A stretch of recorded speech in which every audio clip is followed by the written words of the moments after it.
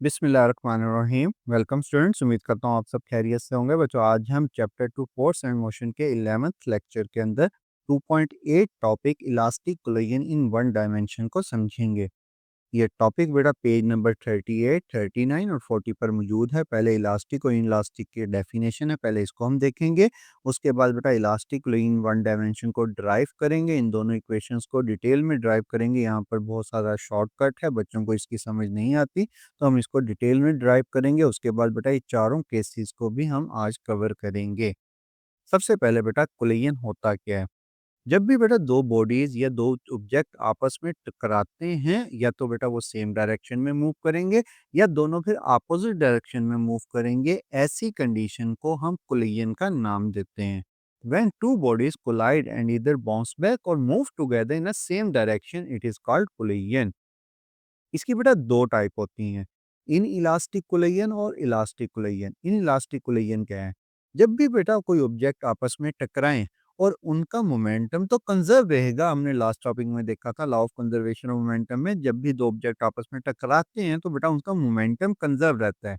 लेकिन मोमेंटम के साथ साथ अगर काइनेटिक एनर्जी कंजर्व ना रहे, मतलब टकराने से पहले की काइनेटिक एनर्जी और टकराने के बाद की काइनेटिक एनर्जी का सम अगर सेम ना आए, तो बेटा हम उसको इन इलास्टिक कोलिजन का नाम देते हैं। तो डिफाइन कैसे करेंगे? When two bodies collide and the momentum remain conserved but total kinetic energy is not conserved, the collision is called an inelastic collision. Some of its kinetic energy is lost in the form of heat and sound. मतलब जब दो bodies आपस में collide करती हैं तो बेटा उनकी जो काइनेटिक एनर्जी है वो हीट या साउंड में थोड़ी सी कन्वर्ट हो जाती है, जिसकी वजह से टोटल काइनेटिक एनर्जी एक जैसी नहीं रहती, जिसकी वजह से बेटा हम इसको इन इलास्टिक कोलिजन का नाम देते हैं। जबकि कोलिजन की बेटा दूसरी टाइप होती है इलास्टिक कोलिजन। इलास्टिक कोलिजन में बेटा मोमेंटम और काइनेटिक एनर्जी दोनों कंजर्व्ड रहती हैं, दोनों सेम रहती हैं। When two bodies collide and momentum and total kinetic energy are conserved, the collision is called elastic collision और इसको हम इलास्टिक कोलिजन का नाम देते हैं। फर्ज करें बेटा, ये पहली बॉल जो है इसकी वेलोसिटी v1 थी और जब ये दूसरी बॉल से आके टकराती है जो रेस्ट पर थी, तो टकराने के बाद ये पहली बॉल जो है ये खुद रेस्ट पर आ जाती है और अपनी सारी वेलोसिटी जो है वो ट्रांसफर कर देती है दूसरी बॉल को। जैसे बेटा आपने स्नूकर में देखा होगा, व्हाइट बॉल आके जैसे ही बेटा दूसरी बॉल को हिट करती है तो व्हाइट बॉल रेस्ट पर आ जाती है, और रेस्ट पर आने के बाद दूसरी बॉल को अपनी सारी वेलोसिटी ट्रांसफर कर देती है, अपना मोमेंटम ट्रांसफर कर देती है। तो बेटा उस कोलिजन को हम इलास्टिक कोलिजन का नाम दे सकते हैं। Imagine ball A roll toward the ball B, which is at rest. Ball A hit ball B and stop while ball B start moving with the same speed. Next है बेटा हमारे पास elastic collision in one dimension. One dimension होता क्या है, पहले one dimension को समझना है। बच्चों, अगर कोई ऑब्जेक्ट सेम लाइन में, सेम स्ट्रेट लाइन में मूव कर रहा हो तो बेटा हम उसको वन डायमेंशन का नाम देते हैं, क्योंकि बेटा हम सिर्फ वन एक्सिस को वहां पे डिस्कस करते हैं, तो इसलिए बेटा उसको वन डायमेंशन का नाम देते हैं। इस टॉपिक में हमने करना क्या है, जरा गौर से समझिएगा इस पॉइंट को। हम कंसीडर करेंगे बेटा इस पूरे टॉपिक के अंदर के दो बॉल्स हैं, दोनों सेम डायरेक्शन में मूव कर रही हैं, और टकराने के बाद बेटा दोनों सेम डायरेक्शन में मूव करती हैं, और टकराने के बाद जो उनकी वेलोसिटी होगी v1 प्राइम और v2 प्राइम, इनके फार्मूलों को हम इस टॉपिक में ड्राइव करेंगे। मतलब हम कंसीडर करेंगे दो बॉल्स हैं, दोनों सेम डायरेक्शन में मूव कर रही थी, थोड़ी देर के बाद दोनों आपस में टकराती हैं, दोनों का मोमेंटम जो है वो कंजर्व रहता है, काइनेटिक एनर्जी भी कंजर्व रहती है। तो बेटा v1 प्राइम और v2 प्राइम की फार्मूले हम इस टॉपिक में ड्राइव करेंगे। One dimensional means both object move along the same straight line. Imagine two smooth balls. Ball one का मास जो है m1 है, वेलोसिटी v1 है, और बॉल टू जो है उसका मास जो है m2 है और वेलोसिटी v2 है। Before collision they move in the same direction. After collision, टकराने के बाद they keep moving the same line but with new velocity, क्योंकि वेलोसिटीज चेंज हो जाएंगी, जिसकी वजह से हम इनके ऊपर प्राइम यहाँ पर प्लेस करेंगे। और तो बॉल वन की वेलोसिटी हो जाएगी v1 प्राइम और बॉल टू की वेलोसिटी हो जाएगी v2 प्राइम। अब एक चीज आपने याद रखनी है, हमने पिछली स्लाइड में यहाँ पर देखा था कि इलास्टिक कोलिजन के अंदर बेटा मोमेंटम और काइनेटिक एनर्जी कंजर्व रहती है। तो हम दोनों बॉल्स का मोमेंटम और काइनेटिक एनर्जी की रिलेशंस ड्राइव करेंगे। अप्लाई करेंगे सबसे पहले law of conservation of momentum. Law of conservation of momentum है हमने लास्ट टॉपिक में पढ़ा था, उसमें हमें बताया था बिफोर मोमेंटम इक्वल होता है आफ्टर मोमेंटम के। तो बेटा पहली बॉल का मोमेंटम होगा m1v1, क्योंकि मोमेंटम मास और वेलोसिटी का प्रोडक्ट होता है, तो वो हमने लिखा m1v1। और दूसरी बॉल का मोमेंटम है बेटा m2v2। टकराने से पहले इन दोनों का मोमेंटम को ऐड किया और टकराने के बाद के मोमेंटम को भी ऐड किया, m1v1 prime plus m2v2 prime. अब यहाँ पर हमने क्या किया दूसरे स्टेप में बेटा मास 1 के मोमेंटम को सेपरेट कर लिया और मास 2 के मोमेंटम को सेपरेट कर लिया। तो बेटा यहाँ पर m1 को जब हम कॉमन लेंगे तो बेटा ये आ जाएगा v1, और इधर से v1 प्राइम आके इधर आके माइनस होगा, तो बेटा ये हो जाएगा v1 माइनस v1 प्राइम, और इधर से बेटा m2 कॉमन आएगा तो v2 प्राइम माइनस v2। बच्चे यहाँ पर गलती करते हैं कि ये इसका प्राइम बाद में आएगा, बेटा इसका प्राइम पहले आएगा। ये इक्वेशन आ गई बेटा इक्वेशन नंबर 1, और इसको हमने नाम दे दिया इक्वेशन नंबर 2। अब हमने मोमेंटम तो इनकी इक्वेशन लिख ली, दूसरी चीज़ थी बेटा हमारे पास काइनेटिक एनर्जी भी इनकी कंजर्व रहती है। अब हम काइनेटिक एनर्जी को लिखेंगे, apply law of conservation of kinetic energy. पहले पहली बॉल की काइनेटिक एनर्जी का फार्मूला था 1/2 mv²। तो पहली बॉल की काइनेटिक एनर्जी आएगी बेटा 1/2 m1v1² प्लस दूसरी बॉल की काइनेटिक एनर्जी आएगी 1/2 m2v2 का स्क्वायर, m2v2 स्क्वायर। तो बेटा यहाँ पर बेटा इज इक्वल टू, अब इस बॉल की काइनेटिक एनर्जी 1/2 m1v1 प्राइम का स्क्वायर प्लस फोर्थ बॉल यानी कि टकराने के बाद दूसरी बॉल की काइनेटिक एनर्जी आएगी 1/2 m2v2 प्राइम का स्क्वायर। यानी टकराने से पहले की काइनेटिक एनर्जी इक्वल होगी टकराने के बाद की काइनेटिक एनर्जी के सम के। तो बेटा यहाँ पर 1/2 सब वैल्यूज के साथ है, तो बेटा हम कॉमन लेके इसको कैंसिल कर सकते हैं। तो 1/2 को कैंसिल करने के बाद ये इक्वेशन बनेगी m1v1 square plus m2v2 square is equal to m1v1 prime का स्क्वायर प्लस m2v2 प्राइम का स्क्वायर। यहाँ पर बेटा वही काम करेंगे, बॉल 1 की जो काइनेटिक एनर्जी है उसको सेपरेट करेंगे और बॉल 2 की काइनेटिक एनर्जी को भी सेपरेट करेंगे। तो m1v1 प्राइम के स्क्वायर को इधर लेकर आएंगे और m2v2 स्क्वायर को इस तरफ लेकर आएंगे और फिर m1 को कॉमन लेंगे, तो बेटा हमारे पास आएगा v1 square minus v1 prime का square m2 into v2 prime का स्क्वायर माइनस v2 स्क्वायर। अब यहाँ पर बेटा एक आइडेंटिटी यूज करेंगे मैथ की, A square minus B square equal होता है A plus B A minus B. तो बेटा यहाँ पर स्क्वायर माइनस बी स्क्वायर है, तो बेटा इसको हम लिख सकते हैं ए माइनस बी, मतलब इसको V one minus V one prime, और ए प्लस बी की जगह हम यहाँ पर लिखेंगे V one plus V one prime. इसी तरह बेटा ये आइडेंटिटी यहाँ पर लगाएंगे, इसको हम कंसीडर कर रहे हैं ए और इसको कंसीडर कर रहे हैं बी, तो बेटा ए माइनस बी ए प्लस बी। अब ये इक्वेशन आ गई इक्वेशन नंबर 4। हमने बेटा law of conservation of kinetic energy भी अप्लाई कर लिया और law of conservation of momentum भी अप्लाई कर लिया। अब जो मोमेंटम की इक्वेशन आई थी बेटा, उसको बेटा इस इक्वेशन 2 को हम डिवाइड कर देंगे बेटा इक्वेशन 4 के साथ। तो बेटा इक्वेशन 4 डिवाइडेड बाय इक्वेशन 2, तो बेटा इस इक्वेशन को ऊपर लिखेंगे, लेफ्ट हैंड साइड को लेफ्ट हैंड साइड पर यहाँ पर डिवाइड करेंगे और राइट हैंड साइड को राइट हैंड साइड पर डिवाइड करेंगे। तो बेटा यहाँ से m1 से कैंसिल हो गया, v1 माइनस वी1 प्राइम इससे कैंसिल हो गया, m2 से कैंसिल हो गया, v2 प्राइम से कैंसिल हो जाएगा। पीछे क्या बचेगा बेटा, पीछे ये वाला फैक्टर बचेगा और ये वाला, इसको जब हम लिखेंगे तो ये बनेगा v1 plus V one prime is equal to v2 prime plus v2। ये इक्वेशन आ गई इक्वेशन नंबर 5। और इस इक्वेशन के अंदर अगर मैं v2 प्राइम की वैल्यू निकालना चाहूँ तो बेटा इस v2 को प्लस v2 को इस तरफ लेकर आऊंगा तो बेटा माइनस हो जाएगा, तो बेटा ये बनेगा हमारे पास v2 prime is equal to v1 plus v1 prime minus v2।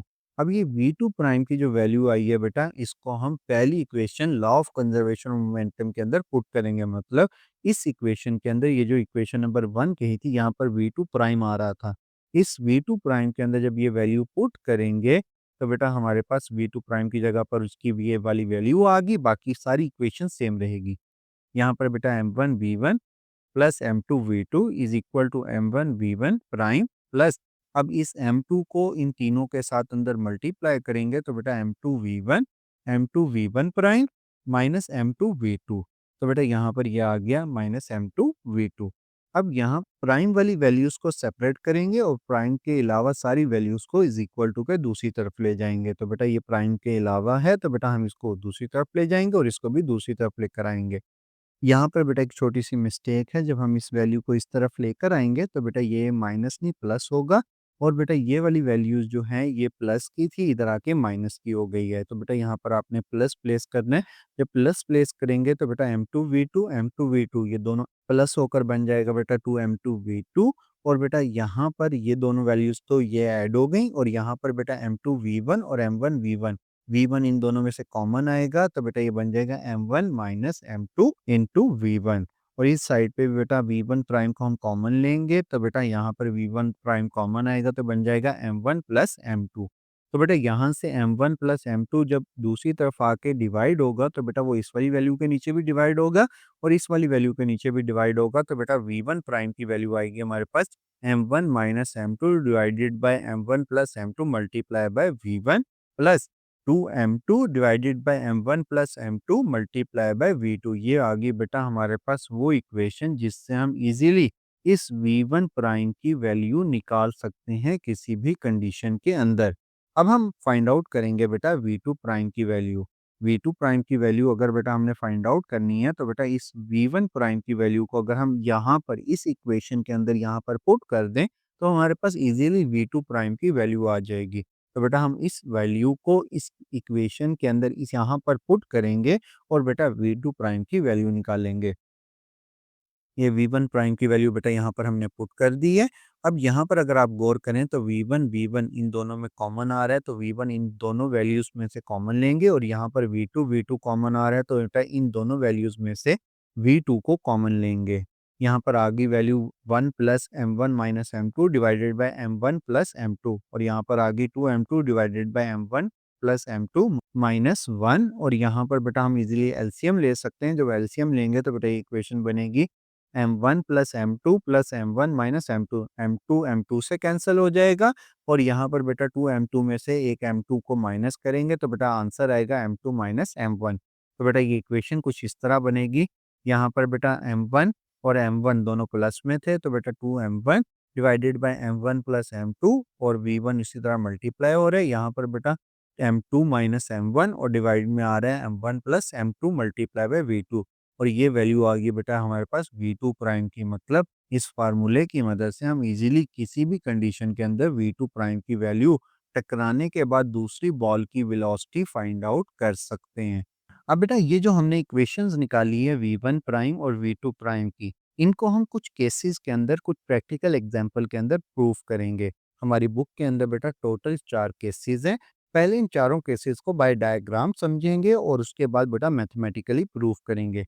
Simple word के अंदर पहले केस के अंदर आपको कहा जा रहा है कि अगर दोनों मैसेज बेटा इक्वल हैं, दोनों मैसेज इक्वल हैं और दोनों सेम डायरेक्शन में मूव कर रहे हैं तो टकराने के बाद जो पहली बॉल की वेलोसिटी होगी वो दूसरी बॉल की वेलोसिटी बन जाएगी और जो दूसरी बॉल की वेलोसिटी है वो पहली बॉल की वेलोसिटी बन जाएगी। इसको हम बेटा मैथमेटिकल प्रूफ करते हैं। दोनों बॉल्स का मास इक्वल है, m1 इक्वल है बेटा m2 के, तो बेटा हम m1 और m2 की जगह पर m प्लेस करेंगे और दोनों इक्वेशंस में प्लेस करेंगे। पहले v1 में देखते हैं, जहाँ पर m1 या m2 आ रहा है उसकी जगह पर जब हम m लिखेंगे तो बेटा ये आ गया m minus m divided by m plus m multiply by v plus 2m divided by 2m multiply by v2। अब ये जब m माइनस m होगा तो बेटा इसकी जगह पर 0 आ जाएगा और 0 v1 से मल्टीप्लाई होकर इस फैक्टर को 0 कर देगा और यहाँ पर बेटा m प्लस m था तो बेटा 2m बन गया, 2m से कैंसिल होकर 1 रह जाएगा तो बेटा यहाँ पर v1 प्राइम की इक्वल आएगा बेटा v2 के। मतलब इस बॉल की जो वेलोसिटी है बेटा वो इस बॉल के इक्वल आ जाएगी। मतलब m2 की जो वेलोसिटी थी बेटा टकराने के बाद वो m1 की वेलोसिटी बन जाएगी। इसी तरह बेटा हमारे पास जब हम ये सारी वैल्यूज़ जो हैं m1 और m2 की जगह पर m इस इक्वेशन में पुट करेंगे तो बेटा ये बन जाएगा 2m divided by 2m multiply by v और इसी तरह बेटा m माइनस m तो बेटा ये पूरा फैक्टर यहाँ पर 0 हो जाएगा और हमारे पास v2 प्राइम इक्वल आएगा v1 के। मतलब हमारे पास v2 प्राइम की जो वेलोसिटी है वो v1 के इक्वल आ जाएगी। इसकी एक एग्जांपल से मैं आपको समझाता हूँ। जैसे स्नूकर के में बेटा आप एक बॉल को हिट करते हैं, व्हाइट बॉल को, और व्हाइट बॉल दूसरी बॉल से जाके जब टकराती है तो अपना मोमेंटम, अपनी वेलोसिटी दूसरी बॉल को ट्रांसफर कर देती है और खुद रेस्ट पर आ जाती है। तो बेटा सेम काम यहाँ पर होगा, जब ये बॉल इससे टकराएगी तो अपनी वेलोसिटी इसको ट्रांसफर कर देगी और इसकी जो वेलोसिटी होगी बेटा वो इसमें ट्रांसफर हो जाएगी। मतलब ये एक दूसरे को मोमेंटम अपना ट्रांसफर करेंगे। इसी तरह बेटा हमारे पास सेकंड केस है, केस 2 इक्वल मैसेज है, लेकिन इस केस के अंदर बेटा दूसरी बॉल जो है वो मूव नहीं कर रही और दूसरी बॉल अगर मूव नहीं कर रही तो पहली बॉल आके जब हिट करेगी तो अपना मोमेंटम, अपनी वेलोसिटी इसको ट्रांसफर कर देगी और खुद रेस्ट पर आ जाएगी। अब इसको हमने मैथमेटिकल प्रूव करना है। हमारे पास इस केस के अंदर दो कंडीशन है, m1 m2 के इक्वल है और वेलोसिटी 2 जो है बेटा यानी मास 2 की वेलोसिटी वो 0 है। और जब हम ये दोनों वैल्यूज़ को बेटा इस इक्वेशन के अंदर पुट करेंगे तो m1 माइनस m1 ये भी 0 हो जाएगा और ये वैल्यू भी बेटा हमारे पास v2 0 थी। तो 0 मल्टीप्लाई बाय v1, ये वेक्टर 0 होकर v1 से मल्टीप्लाई हो रहा है और ये फैक्टर बेटा v2 यानी 0 से मल्टीप्लाई होता है, तो दोनों फैक्टर्स जो हैं बेटा ये 0 हो जाएँगे।